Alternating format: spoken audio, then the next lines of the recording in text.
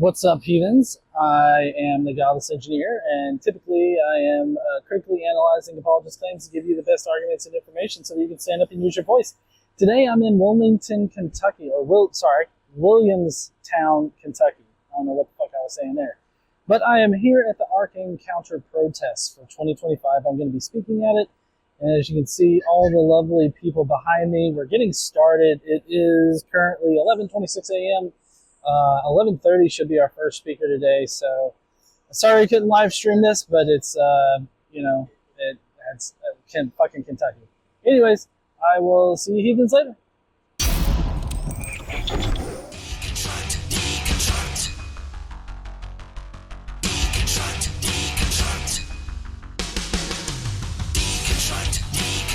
All right. So hi, Ember. It's been awesome to see you here, and I can't wait to hear you speak. But I have a few questions I'm asking everybody, and I'm just wondering if you can tell me why you think this protest is important. Well, there's a lot of reasons, and I think we're all going to get into some of those during our talks. But ultimately, it's about the state of our country. Like places like this that try to take taxpayer money and run it through their ministries in order to try to put their dogma onto everyone. It's antithetical to freedom, not just of religion, but freedom generally. And everyone should be against that. It's about control over people, their lives, their bodies, everything. And a real American needs to do everything they can to try to stop it. All right. Hey, there's the skeptic. The British floating circle. Yeah, the British floating circle, no longer a circle. Well, I take on meat form every now and then. Just, supernatural stuff. It happens. I've got to be here in person. And Chris, I'm going to get to you later. Hey. I'm sorry, I didn't interrupt you. It's Chris. It's Chris. We'll be back. Yeah. No, we're here. All right. So my first question is, why are protests like this, like in the Ark Encounter Protesst, important? We need to speak out when things are stupid and stop putting money into stuff that people are being taught as the truth when it's clearly lies. We went to a museum yesterday and we saw just how terrible these lies are, and they're promoting it as truth, and we need to speak up against it. Yeah, I totally agree. Now, all right, I'm here with what's your position in Black Nonbelievers? Founder and president. Founder and president of the Black Nonbelievers, Mandisa Thomas, and I'm here today to ask you a few questions. Sure. Why do you think that protests like this against the Ark Encounter and creationism in general, why do you think that's important? It's important because, for one, especially in this day and age, people think that it is okay or that these things are harmless, and they're not. They're doing so much damage to the communities as well as to the education of people across the world, and they're spreading misinformation and lies. And so for us to protest and fight against it lets folks know that we are aware and we're not taking this line down. Even there are a growing number of people who are questioning and also protesting in their minds. So when they see others protesting out in the open, then they are encouraged How's everybody doing to come along and protest as well. Yeah. And they have a better chance of understanding that they can rebel and say no to it. I agree. So I'm here with apostate sister Nancy. Hi there, everyone. Nancy. All right, so I do have a couple of questions. Yes, fire away. Okay, so first question is, why do you think the Ark Encounter Protesst is important? It's important because they are indoctrinating children. It is very important to me and on our channel that we reveal that we need to be cycle breakers. Christian evangelicals especially will target children between the ages of 4 to 14 before the age of reason. They have no opportunity to use a mind of their own. In fact, they're told not to because the Bible says you're not supposed to. So all we're doing is fucking up adults and having to heal from these traumas as adults when we really should be focusing on the children and stopping this cycle before it starts. I totally agree. Stories like Noah's Ark. I was told in my doomsday cult growing up that it was real. And I did not get the Christian watered down version. I got the real one where these people are terrible people and they deserve to drown. Yeah, that's horrible. It's disgusting. And I cannot believe this day and age that we actually have to protest this. All right, so I'm here with Casey. Now, Casey, I know from Free Flow. We met up over there. We're friends and everything now. So, and you just recently bounced an idea off me for a post that you made about Independence Day, and I thought it was really great.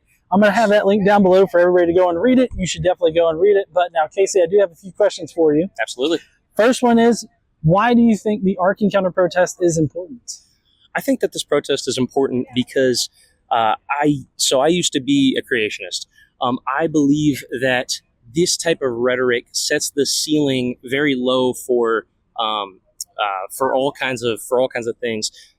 When you set the ceiling so low on what science can do and on what empathy can do and on different humanistic beliefs, you stop seeking answers and you immediately think that you have the right answer to everything. I believe that it's a thought stopper in general. And so I think that to come out here and challenge these things gets people to think for the first time in ways that they probably haven't thought. And it gets them to, I think it's a natural response to kind of be angry or upset. But I think after that is when those thoughts start to creep in of like, what if I am wrong? I think it's a good introduction to people that might not question themselves. All right. Hi, Secular Rarity. How you doing? I'm great, It's bro. good seeing you in person. I know, it's so awesome. We actually both have legs. I know, that surprises some people sometimes. Okay, so I got 3 questions I'm asking people at the Ark Protest. Okay. So the first one is, why do you think the Ark Protest is important? Oh my gosh, there's 1,000 reasons, but I think one of the biggest ones that is important to me is because of the demonstrable harm that this ideology causes.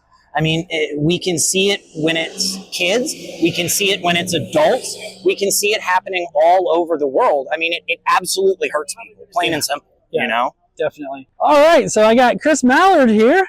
I'm going around, I'm asking people a few questions, concerning the protest here. First question is, why do you consider the Ark Encounter Protest to be important? Well, because it's like a big symbol, and it shows other people that they can get money from our government through their religion. And we don't need that. It's an example of the worst kind, and we need to get rid of it. That's kind of my thinking. It may not in and of itself be a thing, but it could be used as a door for others.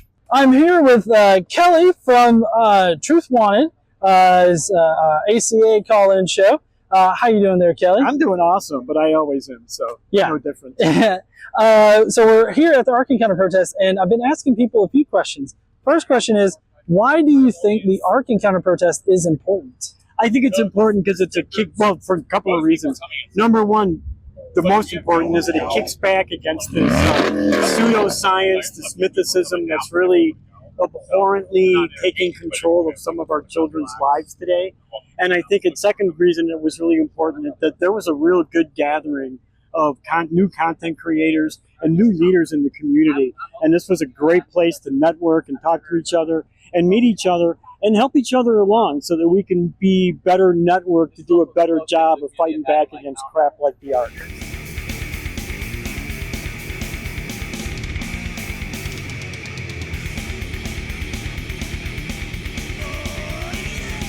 Now, what do you think about the creationist claims about like the Ark and the flood and all that kind of stuff? I'm inclined to laugh at it, but I mean, whether they sincerely believe it or not, it's ultimately a conspiracy theory.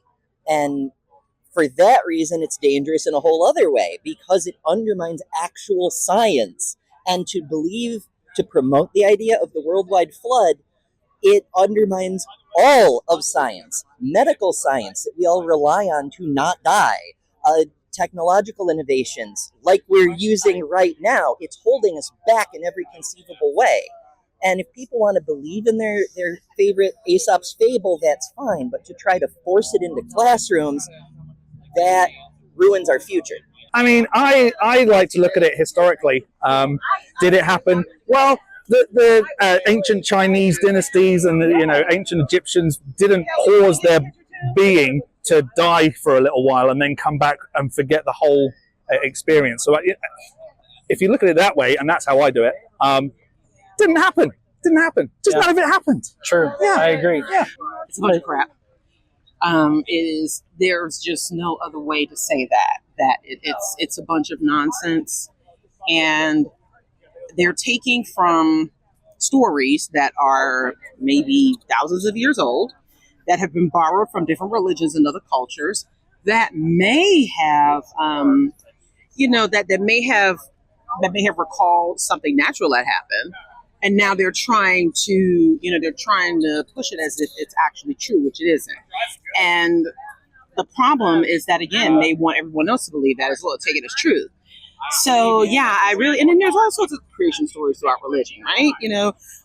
One of the African gods, I forget which culture, supposedly vomited up the world, right? So what makes that story any less true than these creation stories? That's a good point. Yeah, so it's like, all of it is crap, and some of it's all fiction. But I think what makes this even more, what makes this worse, is again the fact that they are trying to push this as truth. Mm-hmm. So yeah, that's my not so humble opinion. I mean, I you know what? They almost got me. It's like they know when people are vulnerable. I had never believed it my whole life. I was always an atheist. I just didn't really realize it until I found others that were atheists. I'm like, oh, that's actually what I am. And that's when they got me. That's when they got me at my lowest. And I didn't have a community. They gave me a community. And all of a sudden, an MLM was combined with evangelicalism and creationism. It was all one package, people, and you're going to find a great husband to boot. And I'm actually embarrassed that I have shaken the hand of Ken Ham himself. And you posed with a cutout. Oh, that was funny, though. Yeah. Okay. I like the cutout better than the real person. We'll just say that. Yeah, so I think that they're absolutely an abomination, and especially with the advancements that we've made with science and all of the different subgroups of science, I think that it relies on people's imagination. And so when I was very young is kind of when I got into the fold with this, and I was a very creative, imaginative person. I didn't have the resources that I do now, and kind of the analytical thinking that I do now. And so it really plays off of just your ability to make believe and your ability to be creative. And I think it really warps that in a way that makes you make claims that you're not ready to justify. If you are honestly investigating the history of where these stories come from, you can clearly see that they are mythology that has been molded over the years and crafted for new times and peoples. And honestly, it's cooler that way when it's not literal. When it's literal, it's a stupid, silly story. But when it's that mythology and history, it's awesome. Yeah. I think it's all a bunch of whole hooky nonsense. Is that right? Nonsense. I actually have a series on the internet on my YouTube channel called the Evil God Monster of Abraham series. And it's where I go through the Genesis chapter by chapter by chapter, pointing it out. And they were talking, the black non-believers were talking about throwing people under the bus. You know who was really thrown under a bus? Eve was thrown under a bus. Fuck yeah. I mean, God knows all. She didn't know. I'm sorry. Yeah, but Eve.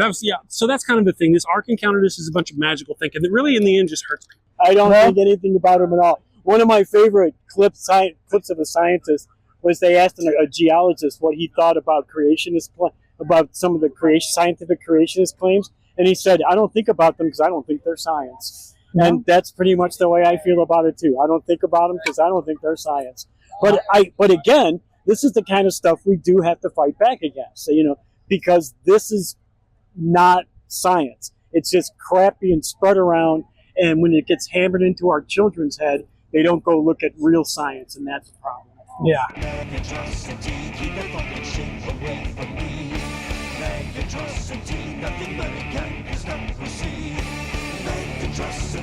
And now this is, I guess, pertinent to my talk today, but I'm kind of curious about what you think. How does the Ark Encounter and the Creation Museum factor into Christian nationalism? Oh, that's a whole rabbit hole all by itself. You probably aware Guts Gibbon has delved into this a little bit too. So my most recent talk for RFRX was very much on this subject, because all these conspiracy theories, like young Earth creationism or flat Earth, anything where they say all of science is lying to everyone for X reason, ultimately boils down to the Bible. And say what you will about the Bible. I know some perfectly nice Christians, good people, but it's the same thing as it's just the excuse to impose obedience on everybody else. If it weren't Christianity, it would be something else. That's why I've been calling them nationalist Christians, or Nazis for short, because that's what they are. The Christianity is just a mask. Yeah, no, I totally agree. Thank you so much for answering my questions today, and good luck with your talk. I can't wait to hear it. Yeah, thank you. Wow, I feel like it gives, especially like in state-funded schools, people a bit of bravery. Oh, we've got a museum here, so it clearly is okay to be spoken about, when no, it's not. And it's given teachers like an extra voice to start speaking about these things. My stepdaughter had, and I'm going to be speaking about this, had a teacher tell her that there are only two genders, and her reasoning was like, well, my husband's a pastor. So that was it. So it's like stuff like this drips down and feeds into everything else, and we need to stop it. Yeah, no, I totally agree. Thank you so much for taking a little bit of time to talk to me today. I love it. Everybody go subscribe to The Skeptic if you're not already subscribed, which I don't know, are you bigger than me yet? No. What? No, I'm not. No, That's a travesty. No, well, I'm just British. That's all I've got going for me. Well, I mean, nah, that's not true. Anyways. Oh, it's very much a huge correlation. I mean, they're all interconnected, because when we look at what these people believe, and they take from the Old Testament, which is very violent, it's very, very much genocidal. Mm-hmm. It speaks of wiping out many populations, or the population of the world. When we look at what the Christian nationalists are trying to do by decimating the rights of women, of people of color, of folks who don't agree with them, they want more people to die under this administration. There are more people who, when they lose their benefits, when they lose their Medicaid or Medicare, when they lose the benefits that they so desperately need, we've already seen people dying across the world because foreign aid has been cut. Mm-hmm. It is almost like they are fulfilling that prophecy from this book that is so dangerous. Yeah. And we're seeing it in real time. We are seeing many people hurt. My husband was one of the many government employees who was forced to retire under Doge. Mm-hmm. So we're seeing what this looks like in real time, and how people are being impacted, and not just impacted, but so severely affected, to the point where they want people to die. It's like they want what has happened in the creation stories and what happened at the Ark Encounter to actually happen today. And that is the real danger. That is what we must continue to stand against, because it's all coming together, and for them anyway. Right. But yes, that is Christian nationalism in a nutshell. That is what that is what the Ark Encounter and other quote unquote attractions like them represent. I totally agree with that. Thank you so much, Mandisa. Thank you. Yeah, everybody, y'all should definitely support Black non-believers and Mandisa. I'll have all links, relative links, down in the description. Thank you so much. Thank you. It's a pleasure. It is all intertwined, and it goes back to what I initially said about children being indoctrinated. I counted several bookstores in the Creation Museum. Godless Engineer and myself and a group of others did go into the Creation Museum yesterday. I had been there when it first opened, but they have made quite a few changes. Now, from a museum perspective, it was incredibly boring. It was incredibly dangerous information. It was extremely ignorant to put Bible passages and stick things that kids enjoy along with that, such as it is snowing. God made the snow. Doesn't the snow make you happy because God made the snow? It is extremely dangerous. I totally agree. Thank you so much, Nancy from the Apostate Sisters. I will have her links down in the description too. Definitely go follow them. They are a great resource, and you will not be disappointed if you go and follow them. Thank you. Be cycle breakers, you guys. We love you. Bye. Thank you, John. Thank you. Yeah, so Christian nationalism, I believe, is one of the biggest threats that we face in the United States. It is antithetical to what the United States was founded on, and we were not a Christian nation, by the way. I think it goes against Christians' own interests. You are advocating to tear down other belief systems and other religions while not realizing that that same rhetoric can be used against you and to tear down your religion and to replace your beliefs one day. Atheists are doing a better job of fighting for separation of church and state and fighting for Christians' interests than they are. They don't understand that they are the they are the architect of their own destruction with Christian nationalism. Yeah, totally agree. Thank you so much, Casey. I really appreciate you and everything like that. I'm going to have a link to his Substack down there and any other things that Casey wants to promote. Yeah, he's an awesome person. Definitely go and subscribe and everything like that to all of his stuff. Oh, yeah. I mean, it's undeniably one of the most pressing things facing our country and our world right now. It, again, is an ideology that at its core is attempting to harm people. It is attempting to erode the things that truly have made America an amazing country in a lot of ways. We have never lived up to our ideals, but those incredible ideals are not Christian. Plain and simple, you know? I agree. So, I mean, you know, you're in the South, I'm in the South, we're in the South right here for this, and trust me, we feel it every day, so. I agree. Yeah. On a personal note, what'd you think about my speech? Oh man, I fucking loved it, dude. Yeah? I absolutely loved it, man. It was great, dude. I really, really enjoyed this whole thing, and we're just gonna keep doing it is what my thoughts are, so.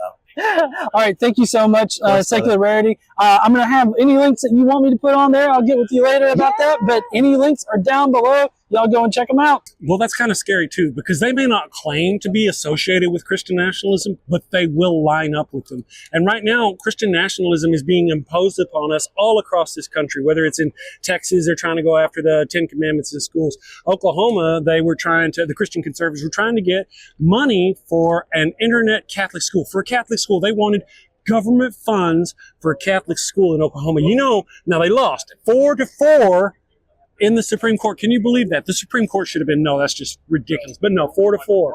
So they're coming. They're doing their best to impose this nonsense on us at every turn. And I'm absolutely against it. Yeah. All right. Well, thank you so much, Chris. I'm going to have Chris's links down below, so y'all definitely go check them out. And yeah, y'all won't be disappointed. Thank you again, Chris. Thank you. Thank you. Take care. Now, I don't think anybody should be connected to nationalist Christianity. I think we should say it that way because they do put the nation before their religion. I'm trying to get everybody to switch it around because that, I think, more accurately describes them. They're not here to to worship their religion. They're not here to do that. What they are here to do is to take over this country with a far-right agenda, and they're using religion as a tool to pull the wool over the eyes of the ignorant and the uninformed so that they can get them to support them while they do this takeover. I totally agree with that. Thank you so much, Kelly, for coming on here and answering my questions. And I will have all relevant links for Kelly down below. Definitely go, follow, subscribe to all of that kind of good shit. And I guess we'll see you heathens later. Thanks, John. Yep. Well, heathens, that was my experience at the Ark Encounter Protesst for 2025. I really appreciate everybody that I saw there. Better Than Ember, the Skeptic, Nancy, the apostate, one of the apostate sisters, Mandisa Thomas of the Black Non-Believers, my friend Casey that I met down at Free Flow, Secular Rarity, Chris Mallard of the Daily Atheist Morning Show, and Kelly Laughlin of Truth Wanted. I so appreciate everybody coming out. I appreciate everybody that participated in my interviews, and I hope to see everybody next year. If you will, please leave a comment down below with what you thought about this protest. Answer the questions that I presented in this video. And while you're down there, why don't you smash that like button and subscribe if you like, I guess, activist-y kind of videos like this. And as always, don't forget to stand up and use your voice. Bye, heathens.